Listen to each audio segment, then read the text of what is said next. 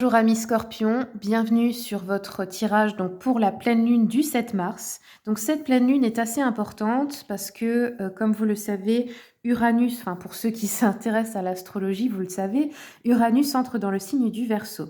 Uranus est la planète de la rébellion et de la révolution. Donc au plan collectif, on le sait, il n'y a pas de hasard. C'est le 7 mars que commencent les grèves et je pense bien sûr qu'elles ne vont pas s'arrêter à cette date, ça va continuer encore. Sur le plan personnel, par contre, il y a de bonnes influences pour vous, pour votre signe et quelques autres.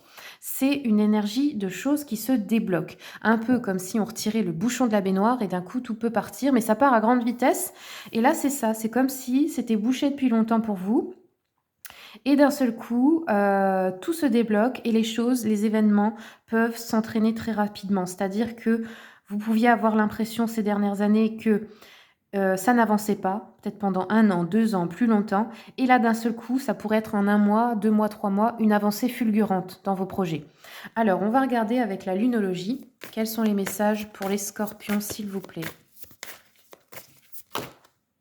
Ouais, regardez, scorpion, vous êtes en train de guérir ici, on a un temps de guérison pour vous et on vous dit: «La chance est avec vous». Je sens, pour moi, personnellement, dans votre signe, qu'il y a une bonne nouvelle qui arrive. Vraiment une énergie de un truc inattendu, mais très chanceux. Alors, on va regarder avec l'oracle quantique. Les scorpions, quels sont les messages, s'il vous plaît? Scorpion, pleine lune du 7, on va le faire à la coupe. Alors, vous, au niveau du cycle, vous êtes dans une phase de diminution. C'est-à-dire que c'est la phase où il y a un déclin de l'énergie. Ça correspond bien à l'hiver. C'est le moment où on ne fait pas grand-chose. On est en train simplement de se guérir et de se préparer pour la renaissance. Et c'est vraiment ça là. C'est une mort symbolique de vous-même, une renaissance. C'est la fin d'un cycle ici qui va vraiment bientôt se terminer. Je pense au mois de mars, ce sera à la fin, pour passer dans un nouveau cycle de vie. Et les cycles de vie, en général, c'est des grandes phases de changement, c'est-à-dire vous changez de relation parfois, vous changez de lieu de vie, vous pouvez changer de pays, vous changez de travail ou de carrière carrément. Enfin, vous voyez, c'est vraiment les grands changements. Vous avez votre premier enfant, etc., etc. Alors, Scorpion, on va regarder avec le Witchy Cauldron. Quels sont les messages donc pour les Scorpions? Hop, qu'est-ce qui se passe pour vous lors de cette pleine lune? Scorpion. Scorpion. Alors, j'ai envie d'en prendre encore une là. Ouais. Hop. Scorpion, on a.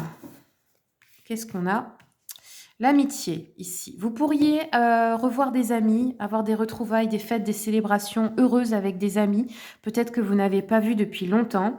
Des festivités, des choses, mariage, fiançailles, baby shower, etc. Donc là, ça va être heureux, vous allez fêter des choses.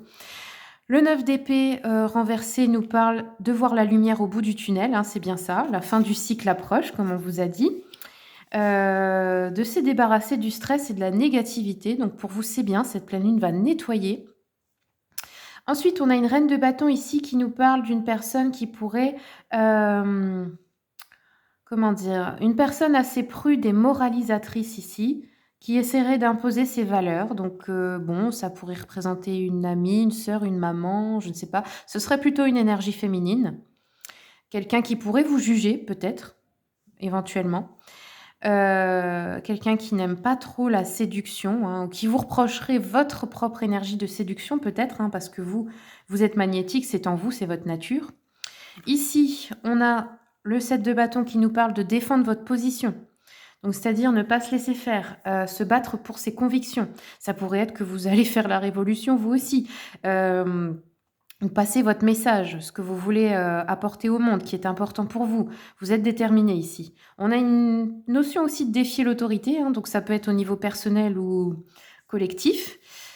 On vous dit que là, il faut tenir bon.